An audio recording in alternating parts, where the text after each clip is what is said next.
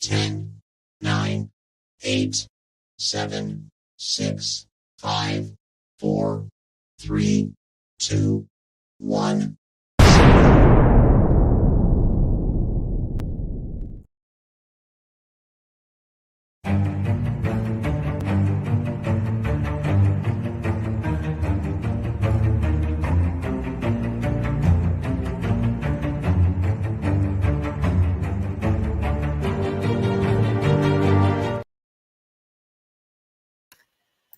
And we are back.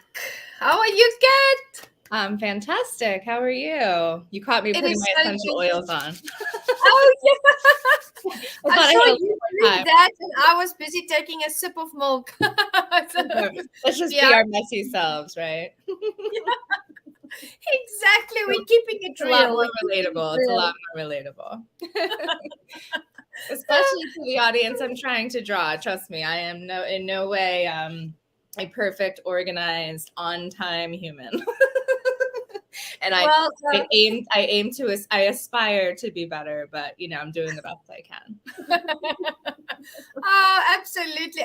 None of us are perfect, by the way, and it's always so lovely to engage with you. We have magnificent conversations, and I'm so happy that we can bring these conversations to the world, that they can join in. And we had a phenomenal session about synchronicities last week, so I want us to pick up. You and I spoke about that. You have a gazillion examples, and it's so wonderful because we're talking magic and synchronicities and universe. So let's dive into that.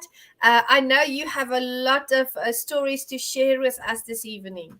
I do, yes. And and I'm glad you used the word magic, because that's the word I think more people are more familiar with. But of course, that's the word that's going to draw up a lot of confusion for people, right? Because we're taught that magic is about, very talented. I'm not taking anything away from the magicians we see on stage who, do these fantastic tricks that, have some explanation for them, but through sleight of hand and optical illusion and things like that, they can make things appear as if something happened when it didn't actually happen. That's not the magic we're talking about here, right? We're talking about the magic of the universe at large, right?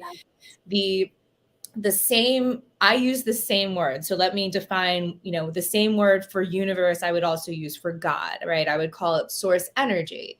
I think that's actually the most accurate, in my opinion, is calling this energy, of which I don't think or believe or hope. I know without a shadow of a doubt, through a lifetime of exploration professionally and otherwise, right?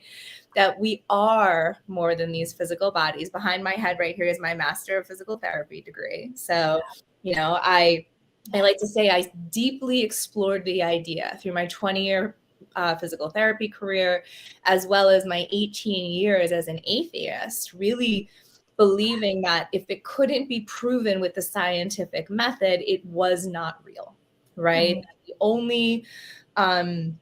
The only thing that I could really put my trust in was science, and that I couldn't trust anything that sounded magical or too good to be true. And I think a lot of people would really resonate with that, right? You don't want to feel like you have been deceived, right? And a big part of the reason that I became so staunchly atheist is because for 21 years I was Catholic, right? And I had been raised in a Catholic family, and I was a believer, and I did go to church every Sunday. I actually found peace in church because there was a lot of chaos in my home environment. And, and I was considered myself pro-life because, it sounds so horrible, right? This idea that, you're killing babies, right? I'm sorry for the triggering words, but that's really what's, there's so much, emphasis put around, that this is morally, a moral issue instead of the healthcare issue it really is for women, right? So, my issues on that have evolved along with my age. I'm now 44 years old, but for 21 years, I so staunchly believed that, that I could believe what this very narrow definition of God that the Catholic religion had taught me. And then what happened when I was 21 was that my father passed away. And that was, as it would be for anybody, very life-changing. And you know, along with some extremely criminal activity from the Catholic Church that became more evident at that time. My faith essentially died with my father, right? And I became kind of angry, honestly, about at this thing I had called God, right? If he did exist, frankly, he hadn't done anything to help me out, seemingly. I'd lived a very hard life to that point. And my prayers to save my dad and his prayers to live hadn't worked. And I became very jaded and disillusioned. And I essentially turned away from what I considered to be God, which is a completely and totally different understanding of what I now know God to be, right? Which is, and we've talked about this in depth in other lives, which is the energy. That's why I think source energy is the most descriptive term for it. The energy or the frequency of unconditional love, right? And we are all part of this energy. We're going to give several examples today of how I came to understand that through synchronicity, right? So on a broad terms, when we talk about magic, we are talking about the ability of the universe to surprise, astound, and delight you. Yeah. Throughout your day, not just once, not just occasionally, not just if you're lucky, but when you have an awareness of this throughout your day, all day, every day, by sending you coincidences, right? There are no such thing as coincidences, but what there are incidents that are occurring synchronized in such a short period of time. We're talking about a matter of seconds. That it becomes so obvious that a force much greater than you must be at play here. Because I am a very smart person. I will say that with confidence. And yet I still could not coordinate things in the way that source energy does, or the law, the universe at large, the law of attraction helps to manage, right? A good example is this office I'm sitting in, right? This office is about 10 minutes away from the home I share with my ex-husband for many years. I only became aware of this. It's called the Center Life and Balance. I only became aware of it as I was probably 15 years into living in this area and just starting to become more open-minded to spirituality. And so the spiritual services that they were offering here no longer turned me off, but rather made me curious, right? And I got a couple of services from the talented healers here, but didn't think of it for myself. At the time, I was practicing physical therapy still. I was doing work as a Thai body worker. I'd gotten Thai body work certified. I was also a yoga teacher and a meditation teacher. So I did have those skills, and I had my own company. But again, I really wasn't looking for any specific office space. And then I came here one day, and I was meeting in this room with a healer. She owns the business. Her name is Susan Drummond, and she gave me a wonderful reading. And I said, and one of the things that was I was being guided to do was to get my own space, get my own office space. And Susan said, this sounds a little shameless, but I do own this building and or this business, and if we do have office space available here if you're looking. And I said, yeah, but I'd really need to be in a space this large, right? Because I do Thai body work, and that involves a large mat on the floor, and you need a lot of space around you to really get the stretches and really utilize the full experience. And she said, well, this office is available come January. I think this was November 2019. And I was like, are you kidding me? And then when I looked around, not only, this is a beautiful building. This was built in 1897. It was initially used as medical offices, I believe, with a bit of a holistic or alternative focus. And the one thing, although I lived in a beautiful home with my ex-husband, the one thing that the house didn't have that I always really wanted was a wraparound front porch. So I walk out, there's a wraparound front porch to Main Street. And I looked at the address and it was 45 South Main Street, and my father's birthday was 4/5. Oh my goodness, that's wonderful. Right. And it was just, there was just no way that was a coincidence. Right. Yeah, that's not a coincidence. Similarly, when I had the opportunity to, I was on something called, excuse me, the podcast Business News Network. I did 9 episodes, many of which you can find clips of on my website. I'm sorry, on my Instagram at Compassionate Healing Services. So please check that out. And with that package came the opportunity to have a kiosk, or what I was told, a small kiosk, not terribly small. I believe it was like 8 feet tall, something along those lines, where my image, along with many others, would be rotated through. But in Times Square, New York, right? I mean, I grew up in New York on Long Island, and love New York. World famous, right? So even in South Africa, I'm sure you've heard of Times Square. So yes. And when I showed up that day to the address I was given, instead of a kiosk on the street, I was looking at a 2-story billboard on Broadway at 45th Street.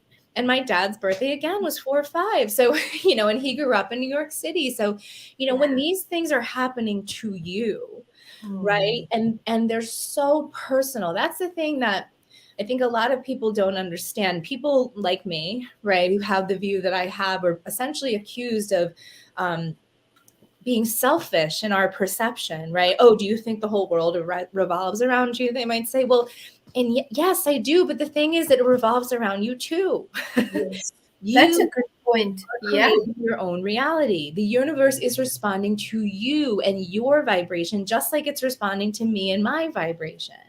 And the universe has the ability to surprise and delight you if you tune into it, just as much as it's surprised and delighted me and Juanita, right? And so many others who resonate with what I'm talking about, right? So today, you can go back to our last conversation. It was like a week ago. It didn't work out for us to meet last Thursday like we had intended. So I apologize if anyone was waiting for us.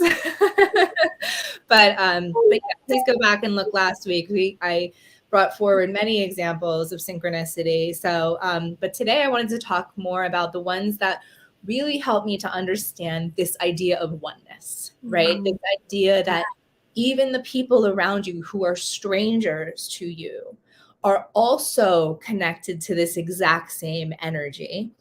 And therefore, through their intuition and channeling, because channeling, when I use the word channeling, just like when I use the word intuition, what I'm really talking about is the thing that you would most naturally do or say if you didn't let your ego thoughts or your itty bitty shitty committee talk you out of it. Love that. Right? So I'm channeling right now because I got into a high vibrational place, and I'm not telling myself, oh, who are you to be on here? Oh, no one cares what you have to say, which was an inner voice for a long time.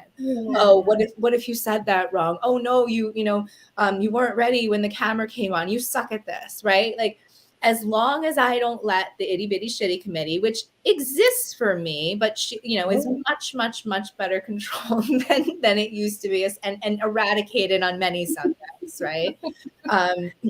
Because I don't let those thoughts take over or that fear take over, I say things often that really resonate with the audience or the person I'm talking to, or the person I'm, has come in for a healing session. It's the exact thing they needed to hear. Right. And that's because I'm not alignment to say. I'm channeling through my intuition, and their higher self knows exactly what they need to hear, just like my higher self knows what they need to hear. So that's part of the magic. And let me give you more concrete examples of this. So my fiance is, she's now 36 years old. When we met, she was 33 years old. But because of a very difficult life, she's a human trafficking survivor. She was adopted by an abusive family, and she experienced really, I would say, about 33 years worth of abuse at the time that we met. She sounds a little morbid, but I don't think she had really ever thought she would live past 33. So for a very long time, she had always said, well, I'm not going to be 34. I'm going to be 33 plus one, right? Like if I make it past 33, I'll be 33 plus one. So on her 34th birthday, I decided to take her to a restaurant, and we were outdoors because it was June. That's actually an entirely different story. Her birthday actually is in September, but because of the human trafficking situation, we found out when she was 34 that her birthday was actually in September. So we can save that story for another day. But we were celebrating her 34th birthday in June at a local restaurant. And as we were sitting outside, there was a lull in the conversation, and we were just listening. And the man behind me said 33 plus one. Oh my goodness. I And I love that. couldn't understand. That's clear as day. In what context would he have even said that? Where was the question Alex and I were asking each other, like, when does that come up? Right? So, and all he was doing as a complete and total stranger to me was talking to his friends or his family, right? It had nothing, Realizing what it was. Wow. and yet it had so much meaning for us, right? So that's example one. Another example, Alex and I, we really don't go out to eat often at all. I can probably count on two hands the number of time we've shared a meal at a restaurant. But one of those times just so happened we were sitting there and we realized, like, wait a second, this is our anniversary. We was like, holy, I'm glad we came out because apparently it's our anniversary. So, we were sharing a laugh about that. And then there was a group of women behind us, and they had been drinking alcohol. And no judgment, but my fiance does not drink at all, so he's certainly not sitting there drinking. And the woman turned to us because it sounded like her friends wanted to leave, and she said, do you want to share this bottle of wine with me? And I said, thank you a lot, thanks so much, but she doesn't drink, so no, thank you. And so she turned around, and because she had just talked to me, my back was to her, I tuned in more than I would have to what she was saying. And the next three things she said, or at least two things she said, she was drunk. She started to meow. So my name is Kat, right? So she meow. And then she started talking about something she had purchased being $112. My birthday is 1/12. Oh my goodness. And then the next thing she started talking about was Jolly Ranchers, and that's Alex's favorite candy. Oh, that's not coincidence. So it was just you have to. My favorite spiritual teachers are Abraham Hicks. You can find them on YouTube, as I did, for free, as long as you have the internet. And they say words do not teach, experiences teach, right? Yes. So it did take having literally magical experiences like this. And I have one more example to share for me to truly understand that we are one, right? The last example, I already said that Alex is a human trafficking survivor. She is one of thousands of babies who, through the Pinochet regime, were removed, forcibly removed from their mothers from Chile. And they were sold throughout the world to different adoptive families. And their mothers were often, just like Alex's mother Alicia, was told that the babies had died, and it was an extremely and the government made profit. Right, this is nothing. This was profit-driven, like so many other evil acts. So, and they're known as the Chilean Children of Silence. So it's a fairly well-known group of people, and so Alex and I were on 1/12 or January 12th of 2021, I believe. We were enjoying some Christmas lights. I mean, it was because of COVID, things had kind of the whole world had kind of shifted. And, they still had a big outdoor Christmas display mid-January, which was a nice surprise for my birthday. So we went to this local garden and we were enjoying the beauty. And we decided to get some dessert for my birthday. And, we got on the line. It's a really long line. About 8 people got off of it. It was just, like, why? Why did 8 people suddenly decide they want dessert? And so we got into the line really, really quickly. And then we go to this little, we went to this large seating area, but the only one other couple were sitting there, and we sat a few tables away from them and started eating our dessert, but we weren't talking, so we could clearly hear what they were saying. And the man started ranting and raving about the Chilean government. And that's where I like, right?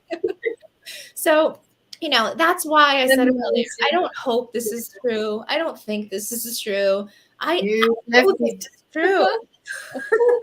I've had experiences since my spiritual awakening in 2018 to know that I can trust this, right?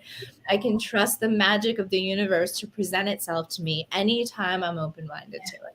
Right. And as I said, I'm not alone here. Right. We're one. This can happen for you. You, the listener, it happens to you.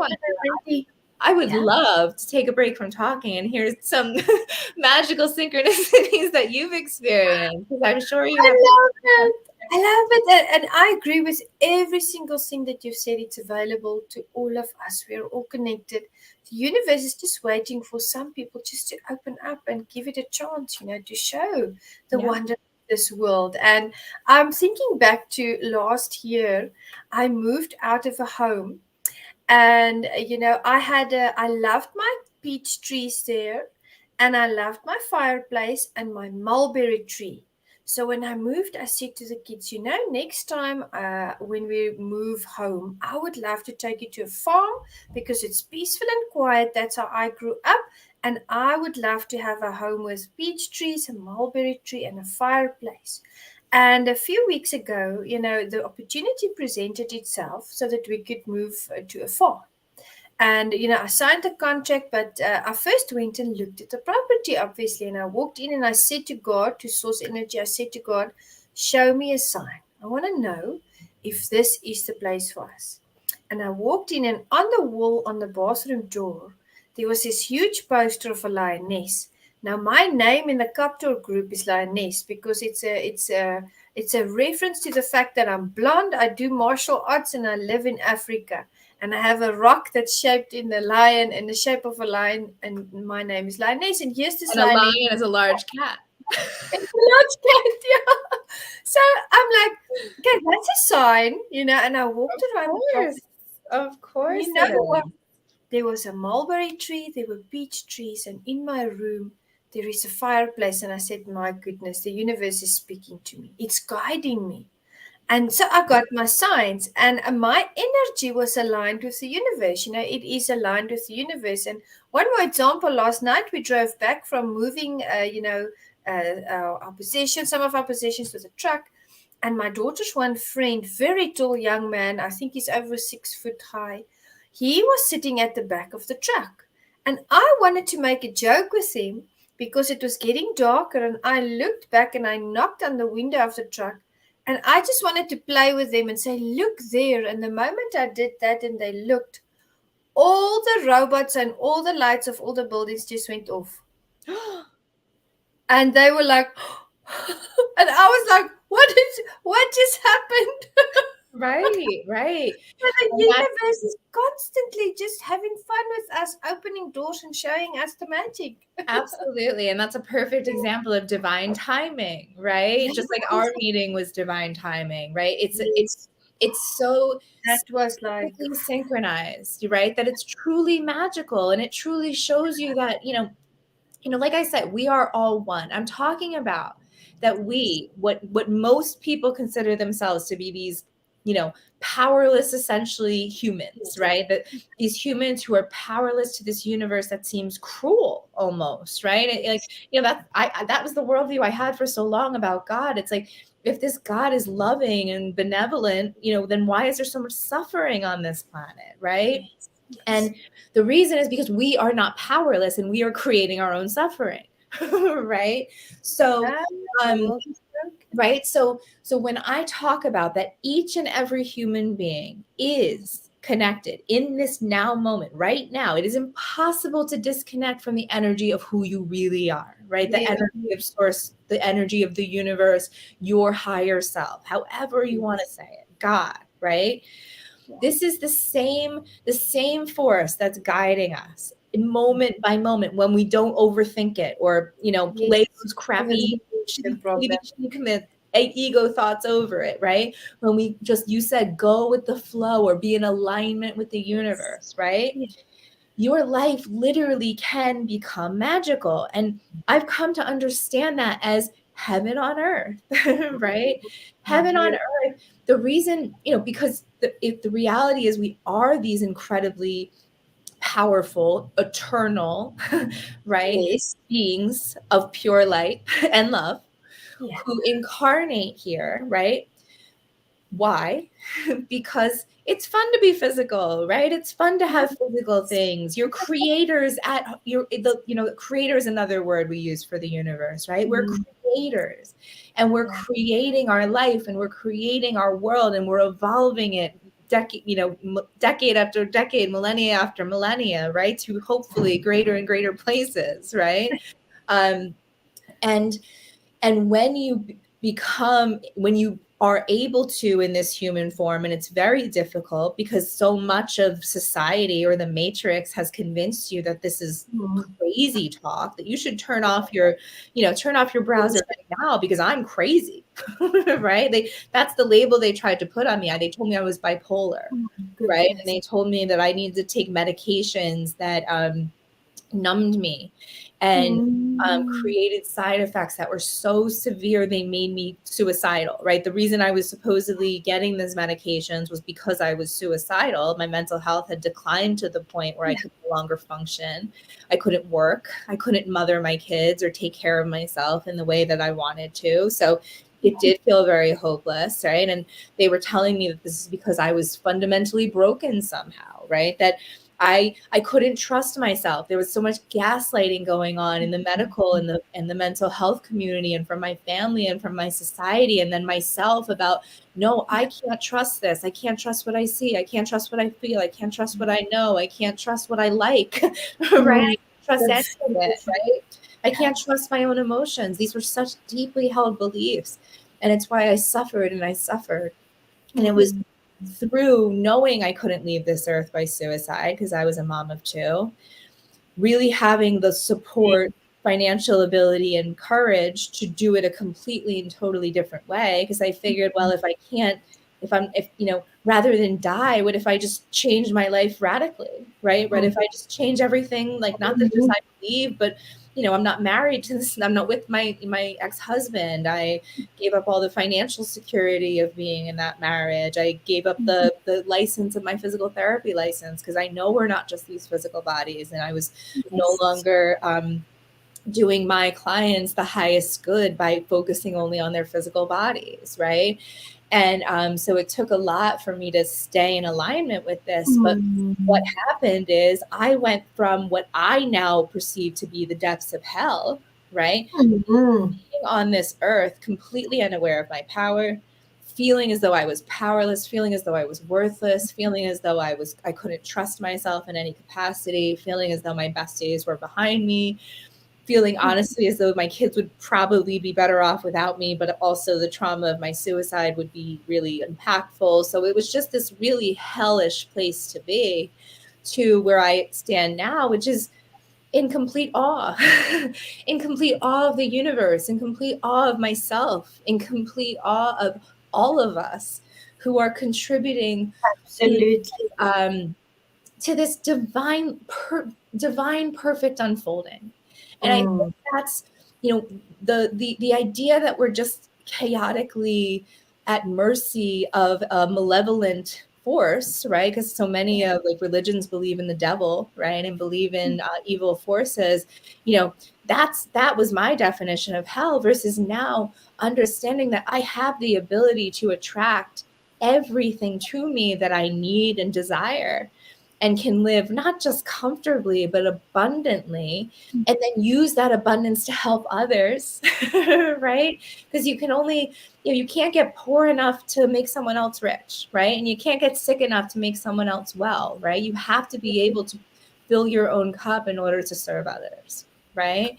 And it takes that experience, but it's so lovely to hear from someone like, people like Juanita and I, who are, not just, we're people who came to these conclusions through a lot of personal study. And I don't think in our time together, Juanita, you've never really expressed to the audience your own background, if you wouldn't mind sharing, because it's completely different from mine, right? I spent 18 years away from faith, and you were immersed in it. Yes, absolutely. I was an ordained pastor for 15 years.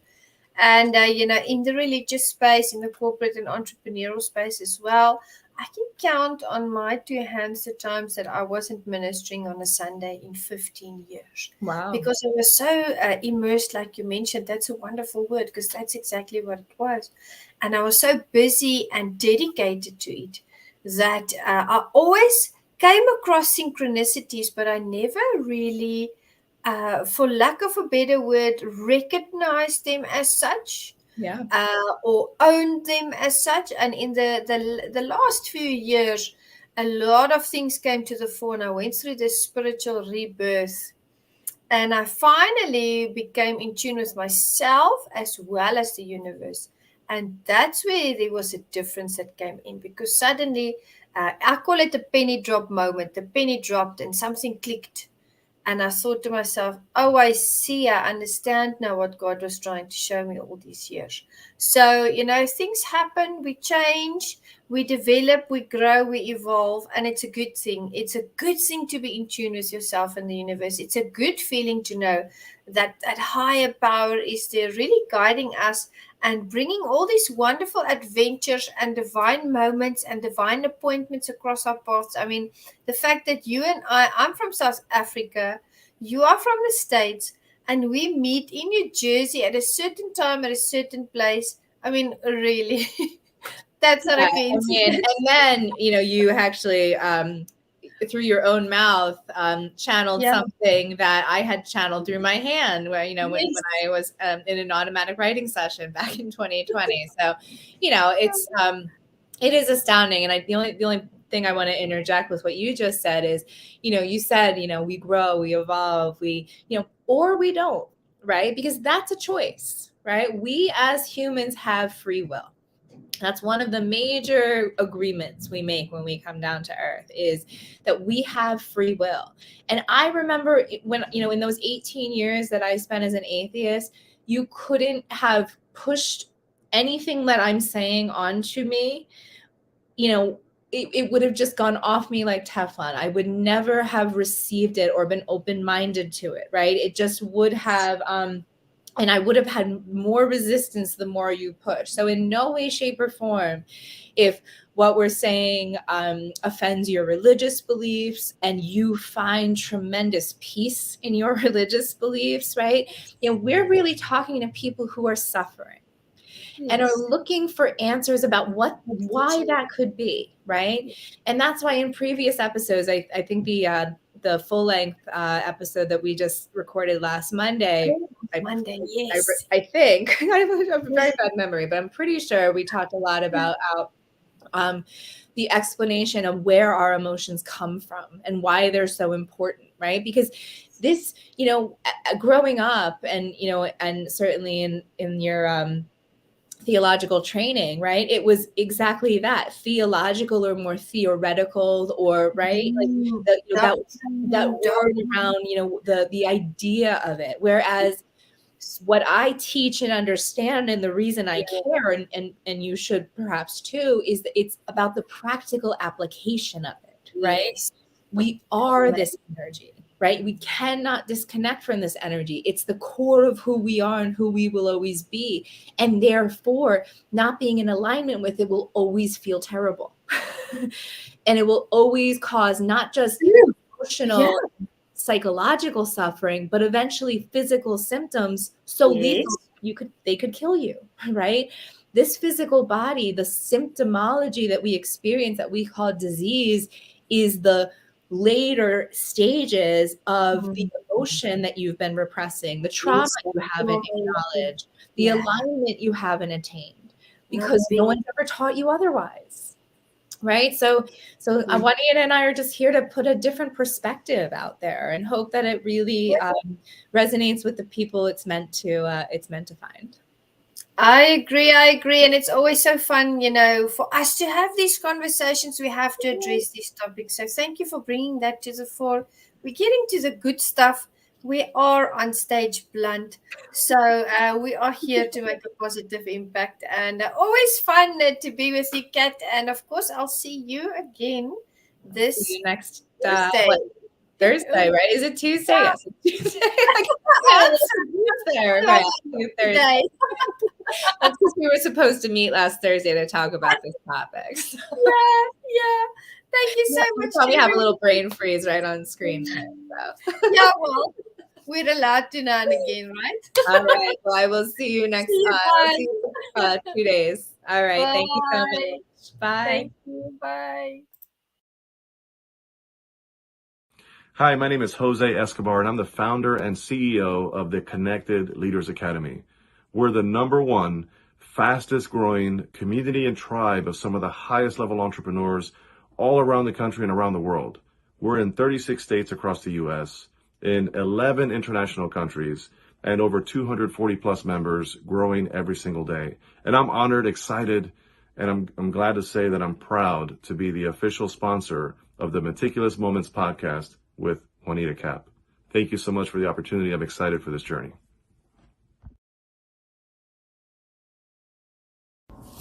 Hey everybody, my name is Patrick Rude. I'm the owner of Rude Financial Services, a proud sponsor of the Meticulous Moments podcast, hosted and directed by the beautiful, strong, and intelligent Juanita Cap.